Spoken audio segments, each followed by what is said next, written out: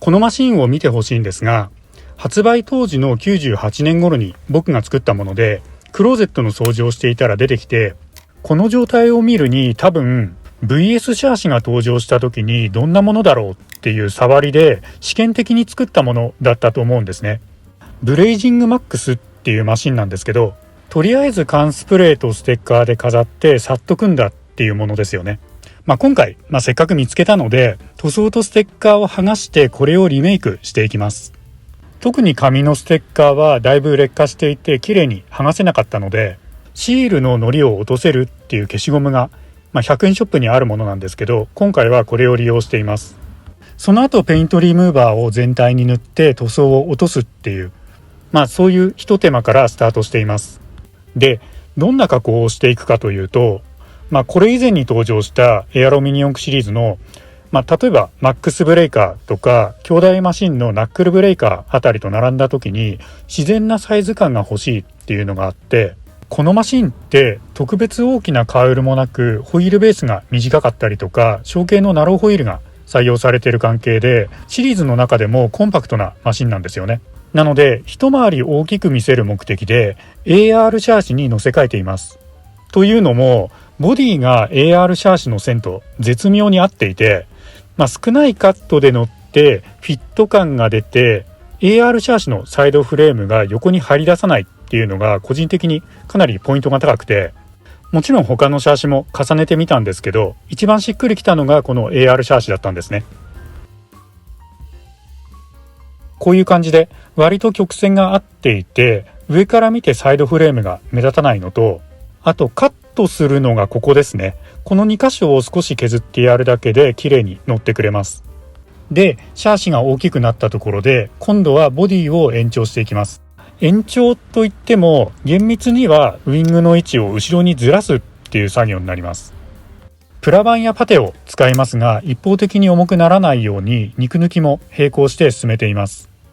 プラバンは延長箇所が 1.2 ミリの少し厚めのもので箱組みして、穴埋めと段差を鳴らす目的で 0.5 ミリと1ミリっていう使い分けをしています。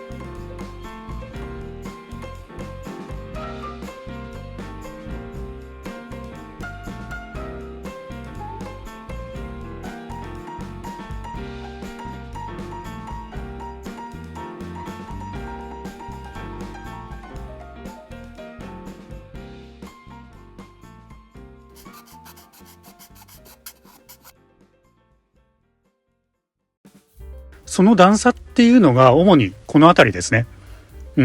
ウイングの水平を保とうとするとこういう隙間ができてしまうので、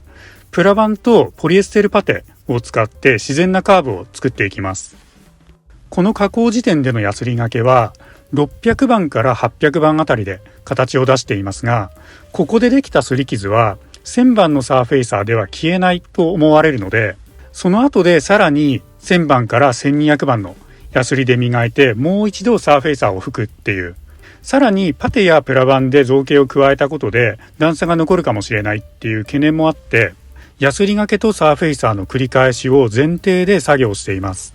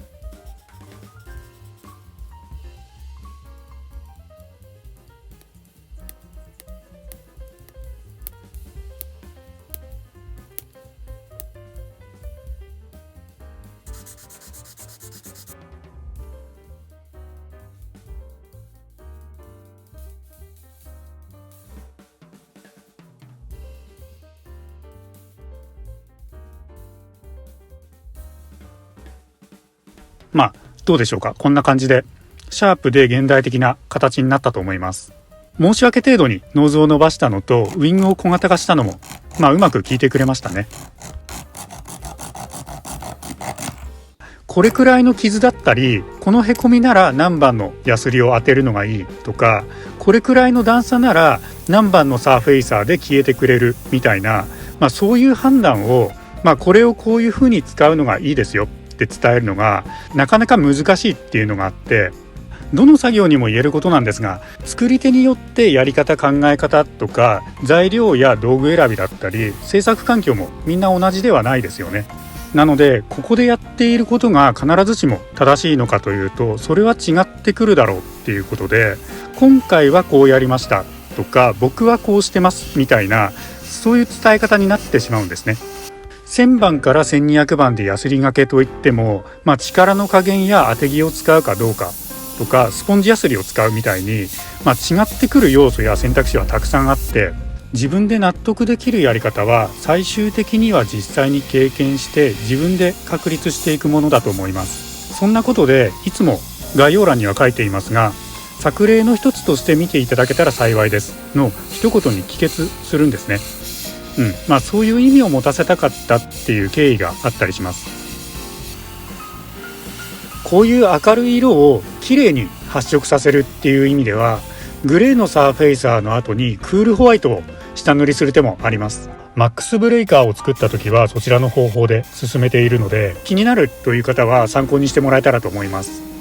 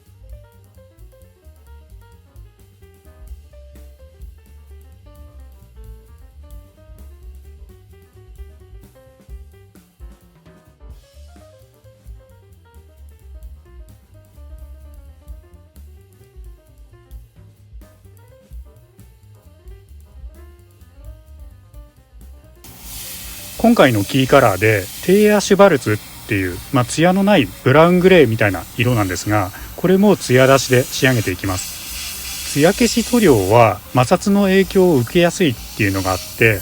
テープの切り針でこの後も塗装面に触れる機会が多いので、この時点でスーパークリアを少し加えて塗料に粘りを与えています。ブラックやジャーマングレーあたりとはまた違った艶ありのブラウングレーの雰囲気が見どころになってくると思います。ホイールはクロームシルバーの上から水性のスモークグレーを重ねています。当初赤の予定だったんですけど、ボディとシャーシも明るい色を選んでいるので、暗めの色で締めに行った方がいいかなと急遽変更したところですね。そのクロームシルバーの注意書きに、クリアでコートすると色がくすみますって記載されているように、クリアカラーを重ねると元々の質感が失われてしまうんですが、水性クリアならくすみが軽減できるんですね。終盤に出てきますけど、スモークグレーを重ねた後もクロームシルバーのツヤ感が確認できると思います。